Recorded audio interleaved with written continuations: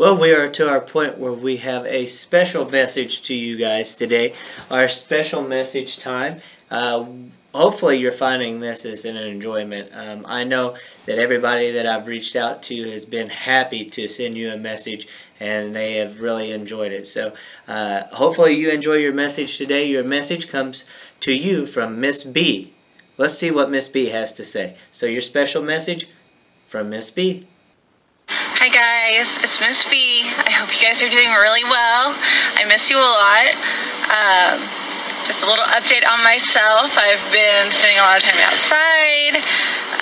I've been hanging out with my puppy dog a lot. I have been spending time with my family, playing games, trying out some new recipes. And yeah, I'm trying to make the best out of it, and I hope you guys are too. Miss you a lot. Talk to you soon. Bye.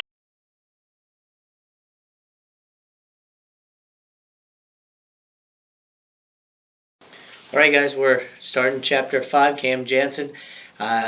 We're hopefully going to figure out who took those shopping bags.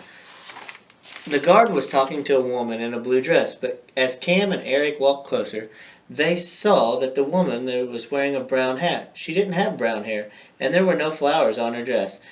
"We sell dried fruit on our candy department," the guard was telling the woman. "Just walk down this aisle and you'll come right to it." The woman said, "Thank you," and walked away. "I know who stole the shopping bags," Cam told the guard. "It's a woman with long curly brown hair, glasses, and a blue dress with flowers on it." The guard smiled at Cam. "What makes you think you know who stole those shopping bags?" he asked. Eric said, "Cam has an amazing memory. She says click and remembers seeing that woman leaving school supplies with a shopping bag just after the corn popper was taken, and she was leaving toys when the records and the puzzle book were stolen." The guard asked, "How can you be so sure it is the same woman?" "I told you. She has an amazing memory," Eric said. "Go on, Cam. Show him." Cam looked at the guard. Then she closed her eyes and said, "Click. You're wearing a green uniform," Cam said with her eyes closed. "Your badge says Binky Security Guard number 397, and you had ketchup for lunch." "That's right, I did. You do have an amazing memory." Cam opened her eyes. "You should move that badge to cover the ketchup." The guard laughed. "I can't," he said. "It's covering a mustard stain from yesterday at lunch." The guard took a memo pad from his pocket and said, "Now, tell me about that woman." Cam described the woman. The guard wrote down the description. Then he said, "After she stole the first shopping bag, we were looking for her. We didn't know what she looked like, but we knew she had gift wrapped in golden paper with a green bow. But she never left the store. Now she's carrying 2 stolen shopping bags. We'll find her." As Cam and Eric walked away, they heard the guard talking in his walkie-talkie.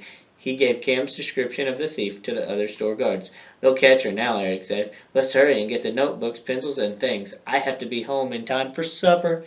As they walked through the household helpers department, Cam pointed someone in the Happy Feet department and said, "Look at that woman. She's wearing a blue dress." Cam and Eric walked closer.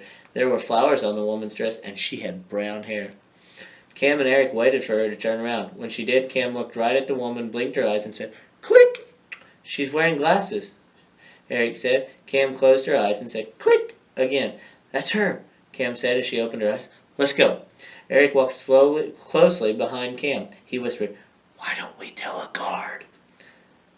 "First, let's make sure she's the thief. Let's see if she has the 2 stolen shopping bags." The woman walked slowly through the Happy Feet department. She looked down a lot, as if she were looking for something. But she wasn't carrying any shopping bags. The woman left Happy Feet and walked into Household Helpers. She walked right past Cam and Eric.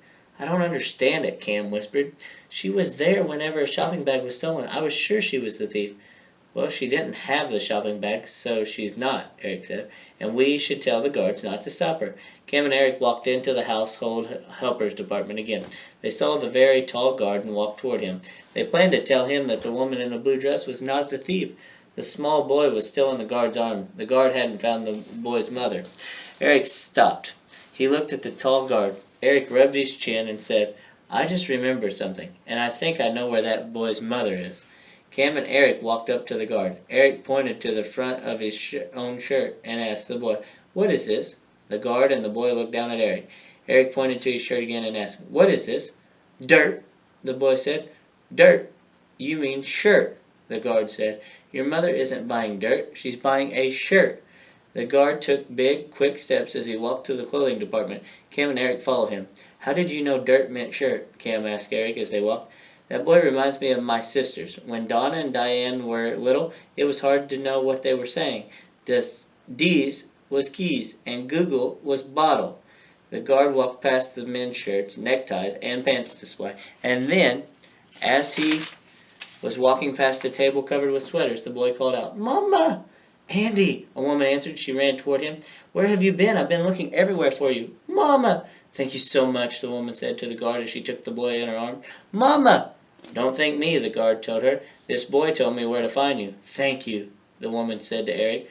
The soft music that was playing throughout the store stopped again. "Attention shoppers, attention shoppers," someone announced. "For the next 30 minutes in our Binky's Looking Good clothing department, all men's shirts are on sale at half our regular price." "That's right, shoppers. All men's shirts are on sale." "We'd better get out of the way," Cam said. Shoppers were already rushing to the clothing department. Then Cam and Eric heard someone call out, "Help! My shopping bag has been stolen." That puts us at chapter 6. So, case of the missing thief. We still don't know who's taking things. Thought it was the woman in the blue dress. Could it still be? Yeah, possibly. As of right now, is it? No. It's a mystery that Cam needs to solve. We'll pick up chapter 6 tomorrow, guys.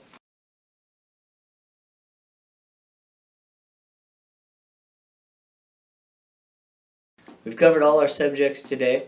I didn't give you anything extra in your activity or challenge, so let's talk about our homework. Let's do a real quick recap. We read Moses Goes to a Concert. So on Google Forms, you are going to describe Moses. How would you describe Moses to a person who has not read the story? So you can find that on Google Forms. When you get done with that, you got iReady reading for 15 minutes, and then finish off by reading a book for about 20 minutes. That takes us into our writing.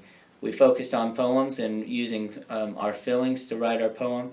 So in writing, you got a journal entry, just like normal, and then a poem that focuses on the feelings, what you're feeling, and write a poem based on that feeling that you have, that emotion that you're feeling at the given time.